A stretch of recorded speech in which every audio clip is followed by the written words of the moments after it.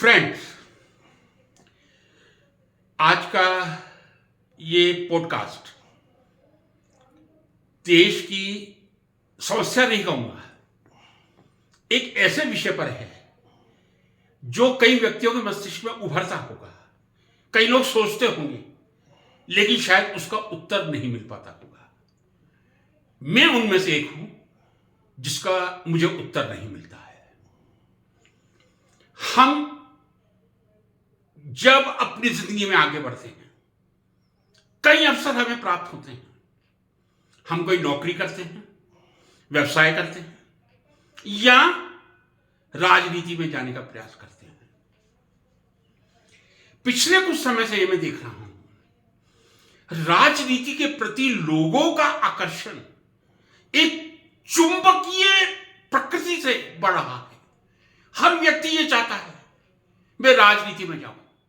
हर व्यक्ति ये चाहता है मैं अपनी आने वाली पीढ़ी को राजनीति में भेजूं।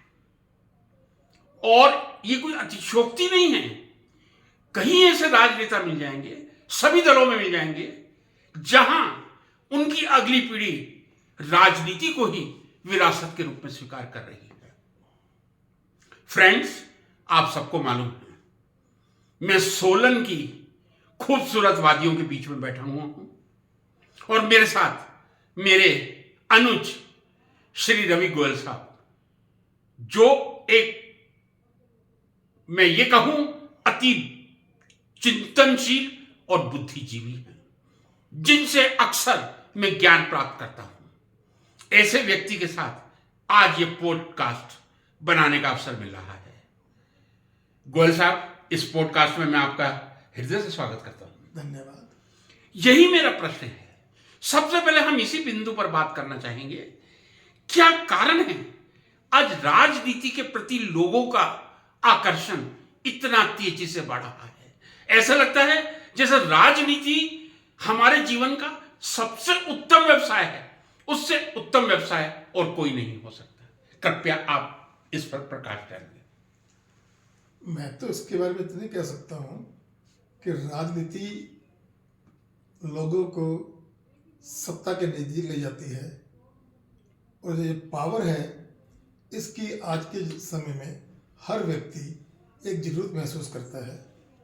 आज हर फैमिली, आज हर वेल टू डू फैमिली चाहती है कि उसके परिवार से कोई ना कोई व्यक्ति सत्ता में, पॉलिटिक्स में एक्टिव हो, जिसके जरिए उनका सत्ता के गलियारों में आना जाना आसान हो। उससे उनके आने वाले सामाजिक जीवन में, उनके व्यापार से संबंधित या उनके सम्मान के संबंधित उन चीज़ों में उनको फायदा मिलता है।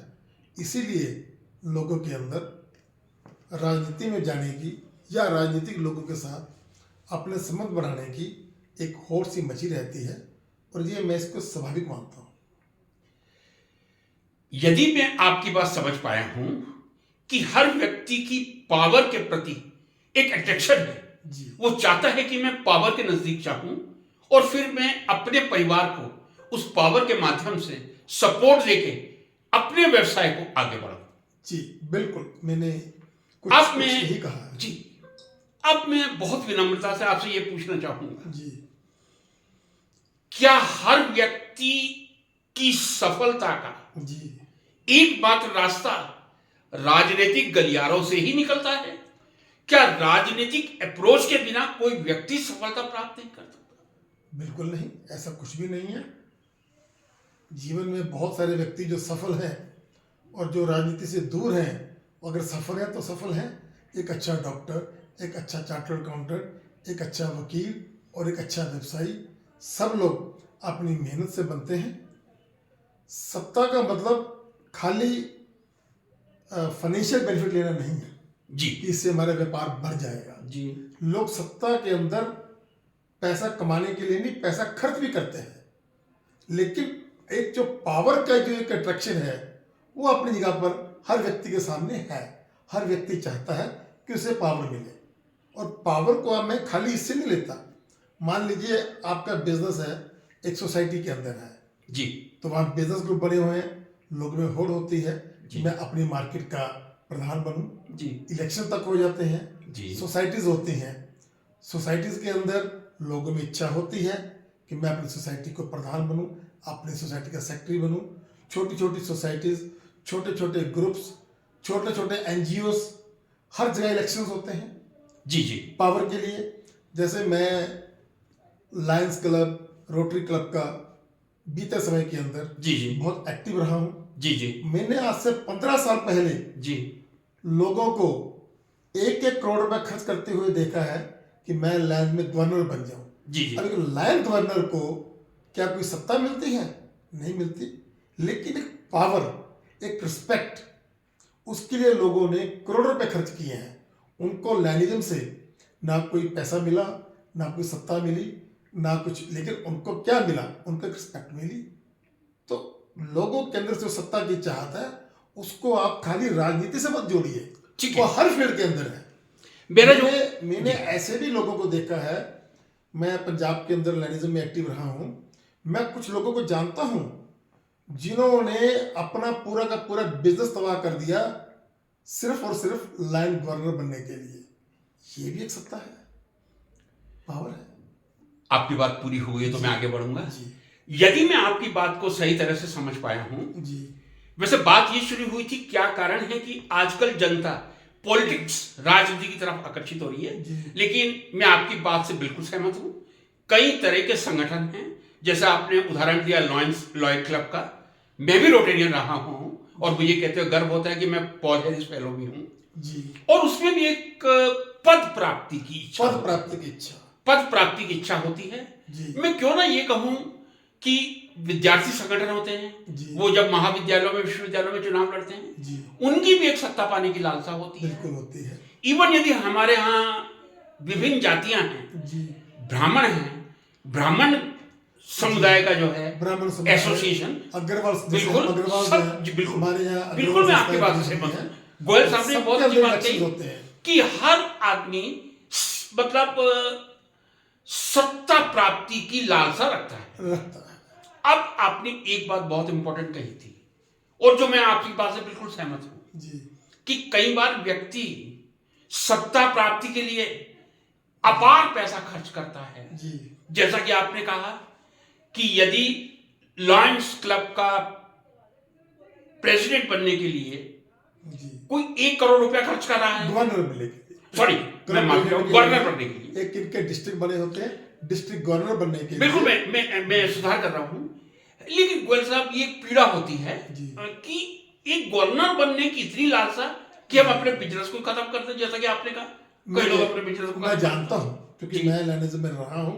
मेरे सामने कई ऐसे एग्जांपल्स हैं, लोगों ने अपने आप बिजनेस खराब कर लिए। तो ये समाज के लिए चिंता का विषय हो सकता है। चलिए अब हम अपने मूल बिंदु पर वापस आते हैं। आपने बहुत अच्छी बात कही थी जी। और जो बात अभी कही उससे संबंधित कही थी। कई लोग सत्ता प्राप्ति के लिए, राजनीति में आने के लिए पैसा भी खर्च करते हैं। बिल्कुल, मैं आपकी बात से पूरी तरह सहमत हूं।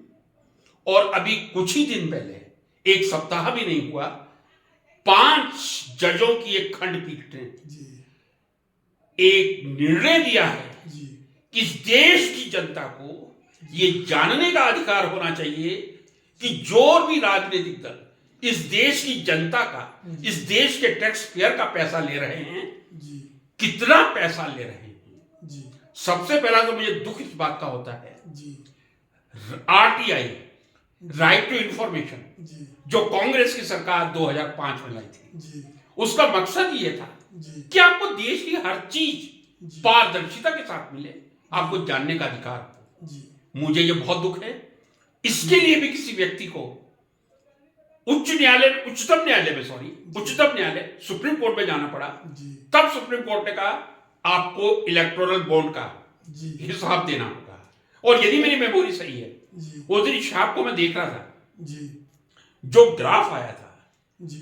जो सबसे बड़ा बार था, जी। वो इस समय की प्रेजेंट रूरल जी। भारतीय जनता पार्टी का था। जी। ऐसा लग रहा था कि यदि वो 100% है तो बाकी सब 10% पे आ रहा है।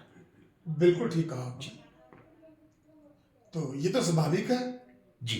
आज देश के अंदर भाजपा के पास, यदि मैं लोकसभा की बात करूं तो 303 सीटें हैं, और जो 2 नंबर की पार्टी है अगर मेन विपक्षी दल कांग्रेस को माने वो सिर्फ 10% भी नहीं है, तो यहाँ पर भी वही बात लागू होती है कि लोग चंदा उसी को देंगे जो चंदा देने वाले हैं। उनका मकसद चंदा दे करके अपने लिए पॉलिटिकल पावर को रिटेन करना होता है। जब पावर ही भाजपा के पास है तो बड़ी साधारण सी बात है कि मैक्सिमम चंदा भी भाजपा को ही मिलेगा। अगर लोगों का दूसरी पार्टियों का, आपने ये कहा कि वो 10% है, तो वो तो बिल्कुल ठीक है। दूसरी पार्टी के पास एमपीज की पावर या स्टेट्स की पावर 10% ही है। आज देश के अंदर मेन पावर किसके पास है? वो भाजपा के पास है। गोयल साहब, मेरा आपसे एक प्रश्न होगा। तो एक जाहिर सी जी नेचुरल सी बात है जी कि लोग मैक्सिमम चंदा भाजपा को ही देंगे।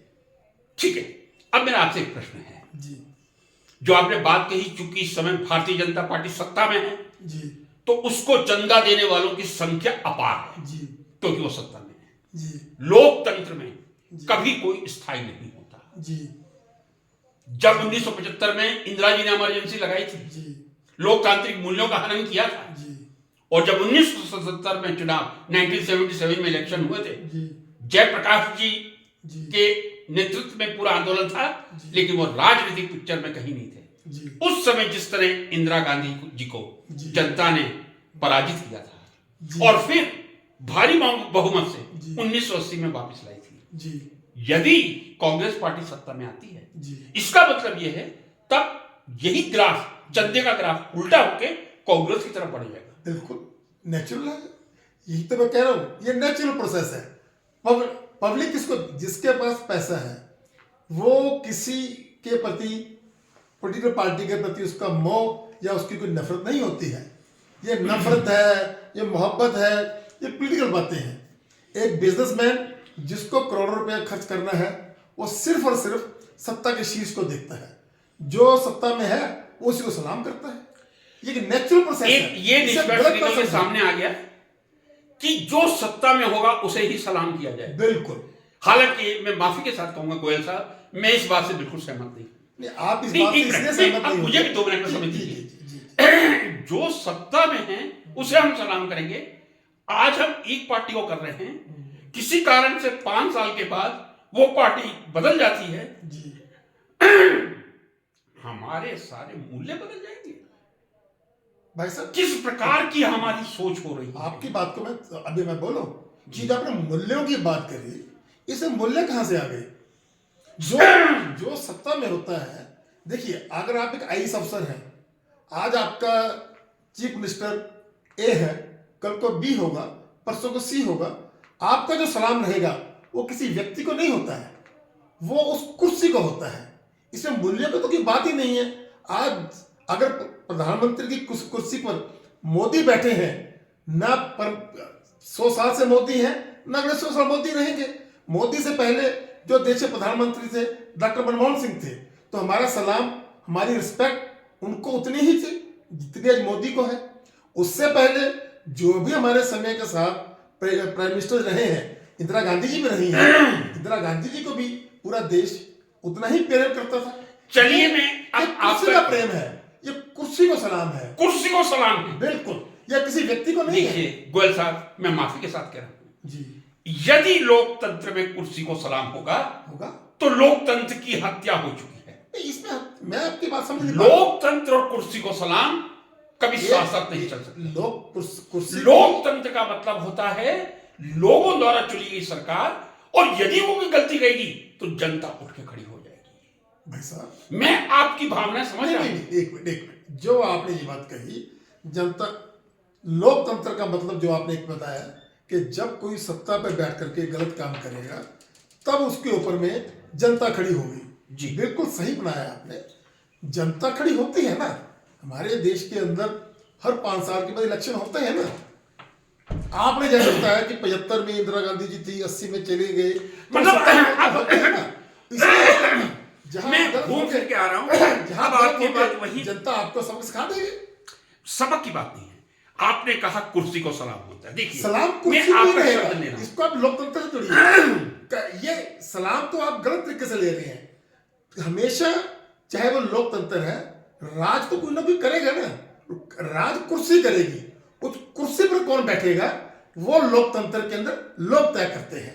अगर आज कुर्सी पर मोदी जी बैठे हैं तो ये मोदी जी कोई डिक्टेटरशिप नहीं है, ये देश के लोगों ने तय किया है कि आप बैठो, आप 5 साल बैठो, आप 10 साल बैठो, अब नया इलेक्शन आ रहा है, अब भी लोग ही तय करेंगे। खैर आप इस बात को हम चाहे कितना विस्तृत कर दें, घंटों तक चलते रहे, मूल आपका कहने का मतलब यह है कुर्सी को सलाम होता है। और मैं चूंकि एक लोकतांत्रिक मूल्य में विश्वास करता हूं, मेरा स्पष्ट यह कहना है कुर्सी को सलाम नहीं होना चाहिए, डेमोक्रेसी को सलाम होना चाहिए, लोकतंत्र को सलाम होना कैसे चाहिए। होगा? यदि कोई व्यक्ति गलत निर्णय हो रहा है फिर भी मैं उसकी कुर्सी को सलाम करता रहूं, तो इससे बड़ी सबसे बड़ा, अब आपने जो बात करी है जी, यही सबसे बड़ी बात है जी कि कौन सा निर्णय गलत है, कौन सा निर्णय सही है जी, ये केवल कोई एक व्यक्ति तय नहीं करेगा, ये देश की जनता तय करेगी, ये देश की 140 करोड़ की जनता जी बहुमत से तय करेगी, बहुमत से तय करेगी। दिस इज बिल्कुल सही है। तो लेकिन किसने अपने कार्यकाल में अगर कोई भी जब भी कोई भी उस कुर्सी पे बैठा हुआ व्यक्ति गलत काम करता है तो 5 साल के बाद जनता तय करती है इसने सही किया या गलत किया। इलेक्शन आ रहा है, जनता तय करेगी, क्योंकि समय की सीमा है। इस बात को मैं यहां समाप्त कर रहा हूं। यहां मैं गोयल साहब के मत से बिल्कुल सहमत नहीं हूं कि कुर्सी को सलाम होना चाहिए। गोयल साहब कहते हैं वो उनकी भावना होती है और मैं उनकी भावना को सम्मान देता हूं। गोयल साहब का कहने का मतलब ये कुर्सी को सलाम होता है, मैं अंत तक यही कहूंगा कुर्सी को नहीं, लोकतंत्र को सलाम होना चाहिए। अब दूसरे बिंदु पर आते हैं। वो दूसरा बिंदु ये है गोयल साहब, हम कहते हैं संन्यास जी। हमारी भारतीय संस्कृति में कहा गया है संन्यास का मतलब त्याग जी, बलिदान। गलत तो नहीं होगा जी? ठीक है। जो भी सन्यासी होता है वो भगवा धारण करता है जी। यहां मैं ये भी कह दूं, यदि मेरे कोई जैन मित्र हैं तो वो सफेद श्वेत वस्त्र धारण करते हैं जी, जिनको महाराज साहब ना के संक्षेप में हम महाराज साहब कहते हैं। वो सफेद वस्त्र धारण करते हैं, वो भगवा धारण नहीं करते। इसका मतलब ये नहीं है कि उनका त्याग नहीं है। शायद जैन समुदाय में जो साधु संतों का त्याग है वो सनातन धर्म में हो सकता है, लेकिन वो एक अनुकरणीय उदाहरण है जी। आप मानते हैं कि तपस्वी त्याग का प्रतीक होता है जी।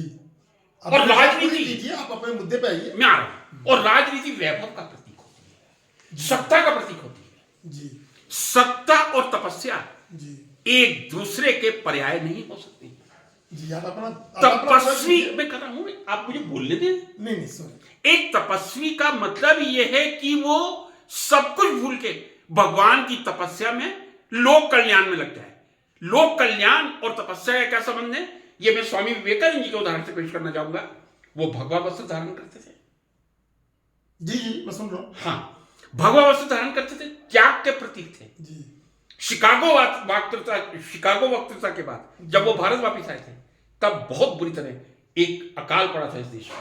उन्होंने अपने कैलकाटा में पूरे मठ की जमीन दान कर दी थी। ये तपस्वी का धर्म होता है। लेकिन आजकल मुझे देखने को मिलता है कि तपस्वी इस देश में सत्ता का केंद्र बन रहे हैं जी। इसका आप मुझे जरा खुलासा कीजिए जी। जहां तक मैं समझता हूं वो मैंने अपने सनातन धर्म का जितना भी थोड़ा बहुत अध्ययन किया है, ये तो भाई साहब युगों युगों से होता आया है। हमारे देश के अंदर जो पहले राजा थे, राजा भी जो उनकी सत्ता थी वो अपने तपस्वियों के थ्रू ही चलाई जाती थी। सत्ता के केंद्र तो हमारे सनातन धर्म में शुरू से ही भगवाधारी ही रहे हैं। थोड़ा मैं इसको स्पष्ट करना चाहूंगा। जो राजा अगर थोड़ा स्पष्ट कर दूं, जो राजा है वो वैभव का एक शब्द है, और जो राजा अपनी सत्ता चलाते थे वो तपस्वियों के सहारे नहीं, वो मंत्रियों के सहारे चलाते थे। ये राजा अपनी पूरी तार्किक रहेगा। राजा अपनी पूरी की पूरी सत्ता जो थे वो इन्हीं तपस्वियों के जरिए ही चलाते थे। नहीं, मंत्री या तपस्वी, मंत्री देखिए सत्ता के केंद्र बहुत बनते हैं। नहीं, स्पष्ट करना पड़ेगा आपको, मंत्री या राजा, मंत्री राजा को राय देते थे। हाँ, बिल्कुल सही है। और राजा अपने अंतिम राय, अंतिम जो डिसीजन है वो अपने गुरुओं से लेते थे। ये खैर मैं यहाँ कितना सहमत हूं मैं नहीं आप अपनी बात। चाणक्य हुए, इवन के राजा जो हमारे देश के अच्छे राजा थे वो अपने पुत्रों को इन्हीं तपस्वियों के हवाले कर देते थे कि आप इनको ठीक है। राज्य के काबिल बनाओ। वो तो भगवान राम, अब भगवान राम को भी लक्ष्मण, भरत, सभी को शत्रुघ्न उनके चारों आरोप भाई किया गया था। गए गए थे थे। विश्वामित्र जी की। अगर आप महाभारत में आ जाओ तो अर्जुन और सभी भाइयों को, दुर्योधन को, देखिए आप थोड़ा उनको भी तो विषय से शिक्षा भटक मिली रहे थी। हैं। ये राजा दशरथ ने नीति लेने के लिए नहीं, अपने पुत्रों को आगे आने वाले समय में शिक्षा देने के लिए विश्वामित्र के आश्रम में भेजा। दोनों चैप्टर अलग अलग हैं। शिक्षा भी उन्हीं से दिलवाते थे। और जब इन राजाओं को कोई दुविधा होती थी कि हम अपने देश हित में क्या फैसला करें, तब भी ये ऋषि मुनियों के पास ही जाते चलिए थे। ठीक है। यही हमारी परंपरा है। यदि आप अगर देश के अपनी बात अंदर पे- अगर देश के अंदर ऋषि मुनियों का राज होगा तो वो राज बहुत अच्छा होगा, संतुलित होगा, वैभव से दूर होगा और वही देश को अच्छी दिशा और दशा दे पाएगा। ठीक है, और कुछ कहना चाहेंगे आप? मुझे बहुत आश्चर्य हो रहा था आपकी बातों पर। जी राजा वैभव का प्रतीक है। जी राजा जब भी अपने राज्य का संचालन करता था, मंत्रियों से परामर्श करता था। जी यह हमें मानना पड़ेगा। जी राज्य गुरु हुआ करते थे, विश्वामित्र भी उनमें से जी। थे। उन्होंने अपने पुत्रों को विश्वामित्र के पास शिक्षा ग्रहण करने के लिए भेजा। लेकिन जी क्या एक व्यक्ति को जो तपस्वी है, सन्यासी है, जी वो सत्ता की मुख्य कुर्सी पर आके बैठ जाए? बिल्कुल बैठना पड़ेगा। बहुत। क्योंकि आज के युग के अंदर जो ये भ्रष्ट राजा है जी। उसकी रिप्लेसमेंट जो है वो साधुओं और तपस्वियों से ही हो सकती है, ताकि राजा अब वैभव की नहीं कर्म की निशानी बने।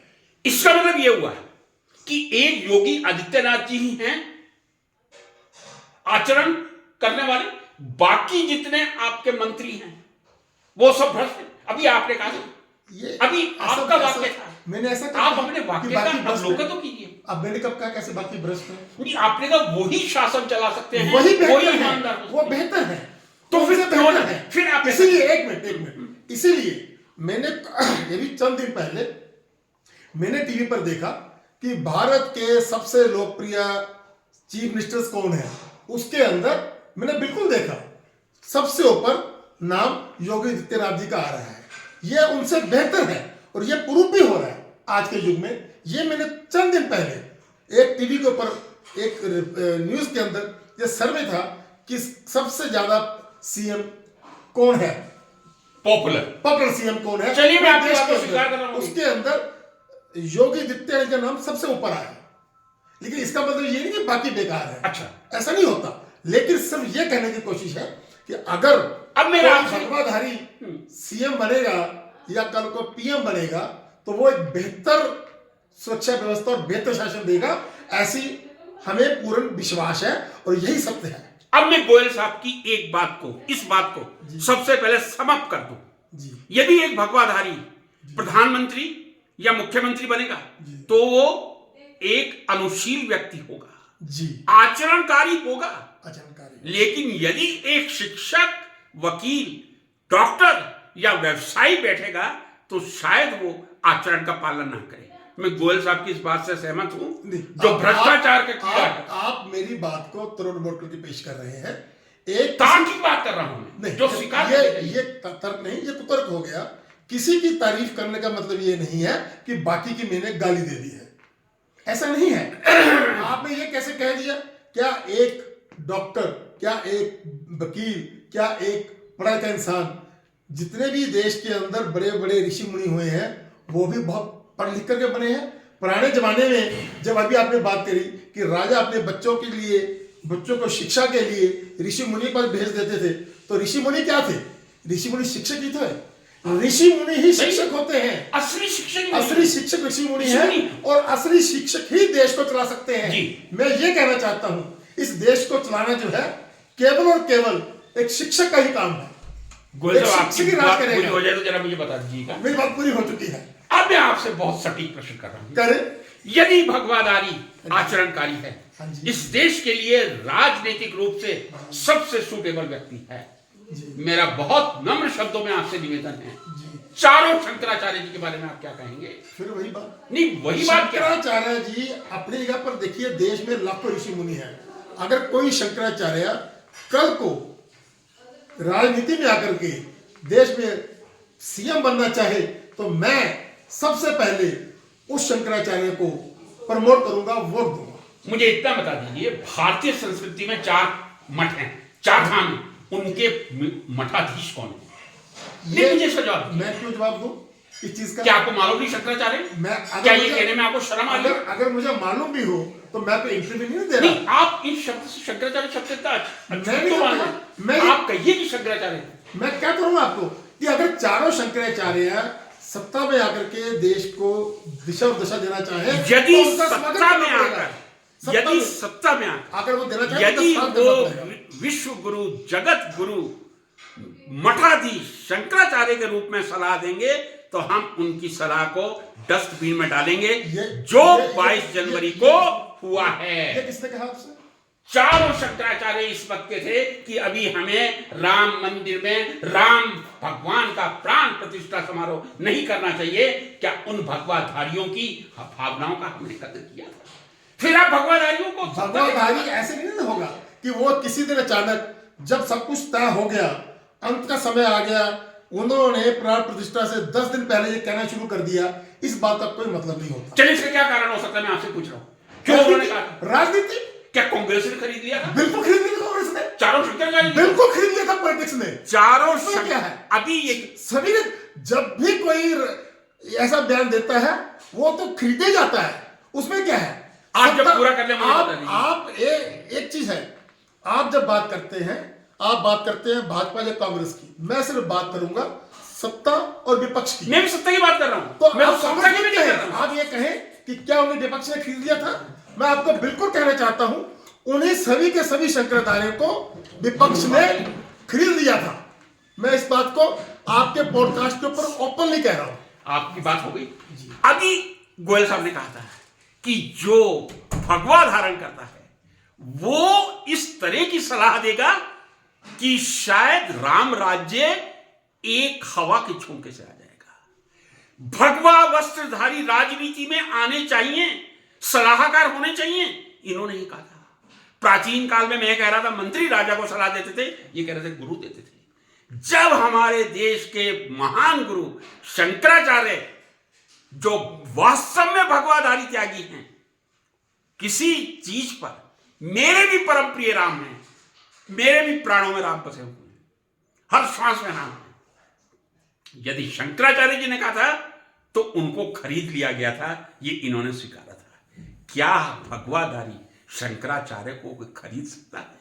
हमें जो भी भावनाएं रखनी चाहिए, कम से कम हम अपनी हिंदू संस्कृति की तो इज्जत करें।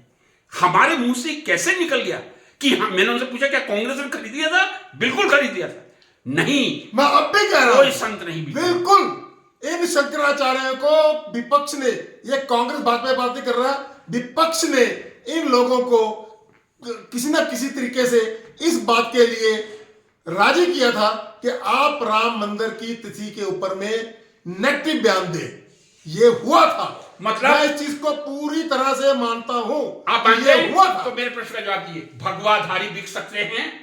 बिक तो कोई भी सकता है, बिक तो कोई भी सकता है, बिक तो कोई भी सकता है, तो बिक तो कोई भी सकता है। भगवाधारियों को राजनीति से दूरी रखिए ना। क्यों रखा जाए? तो जो बाकी लोग हैं वो नहीं बिक सकते क्या? जब वो भी बिकते हैं। इतने, देखिए मैं फिर कहूंगा, मैं भारतीय संस्कृति का पुजारी हूं, मैं चारों मठों का पुजारी हूं, चारों धामों का पुजारी हूं। मैं कभी नहीं कहूंगा कि हमारे देश के शंकराचार्य बिके। जिस दिन मैं ये कहने से पहले मैं आत्महत्या करना पसंद करूंगा। मैं हमारे चारों नहीं, परमात्मा आपको सो, लेकिन मैं अपना कह रहा हूं, शंकराचार्य जी के ऊपर कोई आक्षेप लगाने से पहले, उनकी भावनाओं को समझने से पहले हम ये कह दें कि वो बिक गए थे, बहुत दुखद है। अंत में मैं इस चर्चा का, मैं परम कृष्ण भगवान राम का भी भक्त हूं तो कृष्ण का भी भक्त हूं, और जो मुझे गीता का सार लगता है उस श्लोक के साथ अंत करूंगा। और वो श्लोक अपने आप में बहुत कुछ कह देता है। यदा यदा ही धर्मस्य ग्लानिर्भवति भारत अभ्युत्थानम धर्मस्य तदात्मनं सृजाम्यहम् परित्राणाय साधूनां विनाशाय च दुष्कृतां धर्म संस्थापनार्थाय संभवामि युगे युगे। इससे तो आप सहमत होंगे गोयल साहब? मैं इतना ज्ञानी नहीं हूं, मुझे आपके द्वारा पढ़े गए इस श्लोक का प्रॉपर उसका अर्थ नहीं पता है। चलिए, लेकिन मैं जो गोयल बातें साहब उसने की कहा भावनाओं वो को सही एकत्र होगा। करते हुए, यदा यदा ही धर्मस्य ग्लानिर्भवति, जब जब धर्म की हानि होती है, यदा यदा ही धर्मस्य ग्लानिर्भवति अभ्युत्थानम धर्मस्य, धर्म के उत्थान के लिए, परित्राणाय साधूनां विनाशाय धर्म संस्थापनार्थाय, जब जब धर्म की हानि इस पृथ्वी पे होती है, तब भगवान कृष्ण कहते हैं, जो एक विष्णु का अवतार है, भगवान कृष्ण कहते हैं गीता में, जब जब धर्म की हानि होती है, तब मैं किसी ना किसी रूप में अवतार लेकर आता हूं और उस धर्म को नष्ट होने से बचाता हूं, धर्म की रक्षा करता हूं।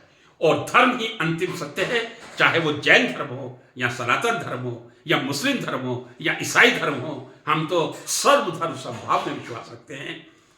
गोयल साहब का हृदय से शुक्रिया अदा करता हूं, जिन्होंने मेरे निमंत्रण को स्वीकार करके मेरे चक्षु नेत्रों को खोला। और मैं आशा करता हूं आप लोगों को ये हमारा पॉडकास्ट अच्छा लगा होगा। यदि अच्छा लगा हो, कृपया लाइक कीजिए, कमेंट जरूर दीजिए, खाली लाइक मत कीजिए, कमेंट दीजिए और आगे से आगे लोगों तक पहुंचाइए। एक बार पुनः आपका हृदय के अंतःकरण से धन्यवाद प्रकट करता हूं।